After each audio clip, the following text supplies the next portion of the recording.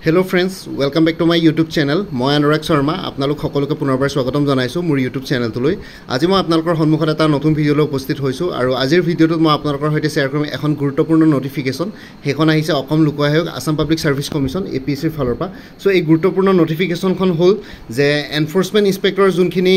কি বলে online application চলি আছিল সো তাৰে ওপৰত এখন নোটিছ আহিছে যে ইয়াতে লিখিছে in continuation to advertisement number 17/2024 dated Guwahati 6th August 2024, it is for information to all concerned that candidates possessing a recognized degree in any discipline are allowed to apply for the post of enforcement inspector. ঠিক আছে so ইয়াৰ আগতে যোনখন official notification ওলাইছিলে তাতে আপোনালোকৰ কিছুমান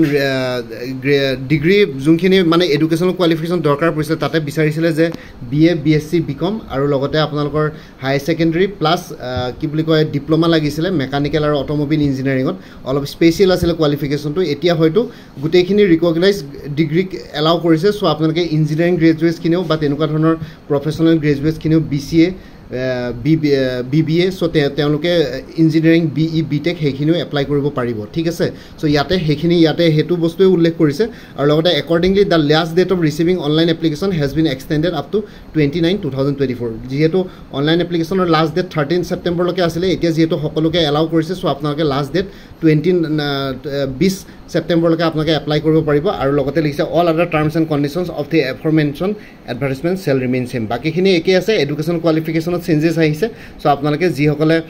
কি বুলি কয় প্ৰফেশনাল কোৱালিফিকেশন আছিল বা স্পেশাল কোৱালিফিকেশন আছিল তেওঁলোকে এপ্লাই কৰিব পাৰিব ঠিক আছে সো এইখিনি হৈ গল APSC ফালৰ পৰা এটো নোটিছ আহি গল সো এতিয়া যি কোনো গ্ৰেজুৱেটে ডিগ্ৰী থাকিলে আপোনালোকে এপ্লাই কৰিব পাৰিব লাগিলে ইঞ্জিনিয়াৰিং এ হক BA BSc BCom engineering BBA BCA যি কোনো ঠিক আছে সো এইখিনি আপোনালোকে সকলোৱে এপ্লাই কৰিব পাৰিব এটা এনফোৰ্সমেন্ট ইন্সপেক্টৰৰ কাৰণে আৰু লাষ্ট ডেটটো কৈ দিছো আৰু এবাৰ লাষ্ট ডেটটো এক্সটেন্ড কৰা হ'ল 20 সেপ্টেম্বৰ লৈকে এলাউ কৰিছে 28 সেপ্টেম্বৰ 2024 আগতে 13 সেপ্টেম্বৰ লৈকে আছিল 13 সেপ্টেম্বৰ লৈকে আছিল এতিয়া আৰু এক সপ্তাহ এক্সটেন্ড কৰি দিছে সো আপোনালোকে যি সকলে এপ্লাই কৰিব পৰা নাছিল এতিয়া কৰিব পাৰিব আৰু লগতে আৰু কোৰ্সেস কিছুমান এভেইলেবল আছে আপোনালোকে যদি আগতে মোৰ পৰা কিবা কোৰ্স লৈ থৈছিলে এবাৰ জনাই দিব কি কোৰ্স লৈ থৈছিলে কাৰণ কিছুমান কোৰ্সৰ মেটেৰিয়েলছ কমন হ'ব পাৰে হেখিনি বাদ দি আপোনালোকে এডিশনাল কোৰ্সখিনি ললে হ'ল APSC ষ্টেনোগ্ৰাফাৰ গ্ৰেড 2 কাৰণে ফুল কোৰ্স এভেইলেবল আছে 300 ত ইয়াতে ষ্টেনোগ্ৰাফি গ্ৰেড 2 আপোনাৰ যোনখন জেনাৰেল ষ্টাডিজ পেপাৰ আছে সো হেই জেনাৰেল ষ্টাডিজ পেপাৰখনৰ ওপৰত ফুল কোৰ্স এভেইলেবল আছে 300 টকাত আসাম সেক্ৰেটাৰিয়েটৰ ষ্টেনোগ্ৰাফি পোষ্ট ওলাইছিল যোৱাকালি মই দেখাইছিলো সো হেতু কাৰণে আপোনালোকে যোনখন জেনাৰেল ষ্টাডিজ পেপাৰ আহিব ৰিটেন এক্সামিনেশ্যন OMR বেস্ট হেখিনি কাৰণে ফুল কোৰ্স এটা এভেইলেবল আছে 300 APSC এনফোৰ্সমেন্ট ইন্সপেক্টৰ কাৰণে ফুল কোৰ্স এভেইলেবল আছে 375 ত APSC assistant accounts officer APDCL AGCL কাৰণে ফুল কোৰ্স এভেইলেবল আছে জেনাৰেল ইংলিশ জেনাৰেল নলেজ আৰু ম্যাথমেটিক্স ডেসক্ৰিপটিভ তিনিখন পেপাৰৰ ওপৰত 400 रुपीस আৰু কাৰোবাৰ কোনোবাই যদি একাউন্টেন্সি কোৰ লম বুলি ভাবিছে তেলে এক্সটাৰ্নাল লিংক শেয়াৰ কৰিম এক্সটাৰ্নাল লিংকটো ফ্ৰীলি এভেইলেবল আছে আপোনালোকে এক্সটাৰ্নাল লিংকত আপোনালোকে 3000 MCQs পাই যাব তাৰ কাৰণে কোনো প্ৰাইস চাৰ্জ কৰা হোৱা নাই APSC CC প্ৰিলিমিনাৰী 2024-25 কাৰণে ফুল কোৰ্স এভেইলেবল আছে 400 ত APSC CDPO child development project officer full course available আছে জেনাৰেল ইংলিশ আৰু জেনাৰেল নলেজ দুইখন পেপাৰৰ ওপৰত 300 ত এক্সটাৰ্নাল লিংক এভেইলেবল আছে সিলেক্টিভ অপচনেল সাবজেক্টৰ ওপৰত ফ্ৰীলি এভেইলেবল আছে আপোনালোকৰ কোনটো অপচনেল সাবজেক্ট কৈ দিব তেতিয়া মই এক্সটাৰ্নাল লিংক শেয়াৰ কৰিম জেনাৰেল ইংলিশ আৰু জেনাৰেল নলেজ পেপাৰ দুখন মোৰ পৰা ললে মানে আসাম ডায়েৰী ইকুইপমেন্ট ADRE 2.0 ফুল কোৰ্স এভেইলেবল আছে 350 रुपीस উমেন এণ্ড চাইল্ড ডেভেলপমেন্টৰ ষ্টেটিষ্টিকেল এসিস্ট্যান্টৰ ফুল কোৰ্স এভেইলেবল আছে 350 আসাম পুলিচ SI কনষ্টেবলৰ অন্যান্য পোষ্টৰ কাৰণে ফুল কোৰ্স এভেইলেবল আছে 350 APSC tourism development officer full course available আছে 300 আৰু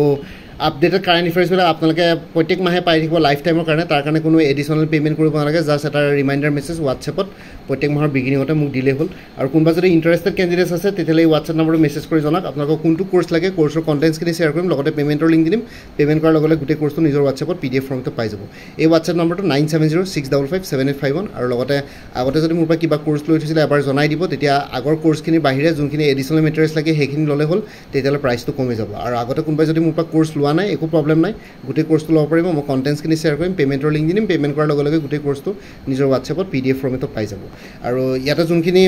কাৰেন্ট এফেয়াৰ্স খিনি জানুৱাৰী 2023 পৰা আগষ্ট 2024 লৈকে কভাৰ হৈছে বাকি সেপ্টেম্বৰ মাহৰ কাৰেন্ট এফেয়াৰ্স খিনি অক্টোবৰ মাহত আপোনালোকে পাই যাব আৰু ইয়াতে যোনটো WhatsApp নম্বৰ দি আছে এটো অনুগ্ৰহ কৰি কল নকৰিব এটো জাস্ট WhatsApp মেছেজৰ কাৰণে এভেইলেবল কলৰ কাৰণে এভেইলেবল নহয় বাকি ভিডিও ডেসক্ৰিপচন আৰু কমেন্ট সেকশন চেক কৰক তাতে কোৰ্সখিনি কথা আৰু এবাৰ উল্লেখ কৰি দিছো আপোনালোকে চাই লব পাৰিব লগতে APSC এনফোৰ্সমেন্ট ইন্সপেক্টৰ বুলি এটা সেপাৰেট প্লেলিষ্ট ক্ৰিয়েট ক্ৰিয়েট কৰি পেলাই প্লেলিষ্টৰ লিংকটো এই ভিডিঅ'টোৰ ডেছক্ৰিপশ্যনত দি দিছোঁ আপোনালোকে সেই প্লেলিষ্টত গৈ পেলাই এই পৰীক্ষাটোৰ লগত জড়িত সকলো ধৰণৰ ভিডিঅ'ছ পাই যাব ভিডিঅ' ডেছক্ৰিপশ্যনটো চেক কৰক লগতে মোৰ আৰু এটা চেনেল আছে অসম আইকিউ বুলি সেই চেনেলটোৰ লিংকটো এই ভিডিঅ'টোৰ ডেছক্ৰিপশ্যনতে শ্বেয়াৰ কৰিছোঁ আপোনালোকে সেইটো চেনেলো ছাবস্ক্ৰাইব কৰিব পাৰিব চ' ভৱিষ্যতলৈ এনেকুৱা ধৰণৰ কম্পিটিটিভ এক্সামছবিলাক দিয়াৰ ক্ষেত্ৰত আৰু অলপ এক্সট্ৰা গাইডেঞ্চ পাই যায় বাকী মোৰ ভিডিঅ'ছবোৰ চাই যদি ভাল পায় মোৰ চেনেলটো ছাবস্ক্ৰাইব কৰি ল'ব আৰু লগতে আপোনালোকৰ যিমানখিনি ফেমিলি ফ্ৰেণ্ডছ ৰিলেটিভছ আৰু চিনাকি এক্সপিৰিয়েঞ্চ আছে তেওঁলোকৰ লগত মোৰ চেনেলটো শ্বেয়াৰ কৰিব লগতে কমেণ্ট ছেকশ্যনত জনাব কিবা যদি কুৱেশ্যন থাকে ডাউট থাকে মই নিশ্চয় আপোনালোকৰ কুৱেশ্যনছ আৰু ডাউটছবিলাকৰ ৰিপ্লাই দিবলৈ চেষ্টা কৰিম বাকী আজিৰ ভিডিঅ'টো ইমানতে সমাপ্ত কৰি আপোনালোক সকলোৰে পৰা বিদায় ল'লোঁ কাইলৈ পুনৰ এটা নতুন ভিডিঅ'লৈ আপোনালোকৰ সন্মুখত উপস্থিত হ'ম তেতিয়ালৈকে ভালকৈ প্ৰিপেৰেশ্যন কৰি থাকক সকলোৱে অল দি বেষ্ট থাকিলে bye take care friends Bharat মাতা কি জয় জয় আই অসম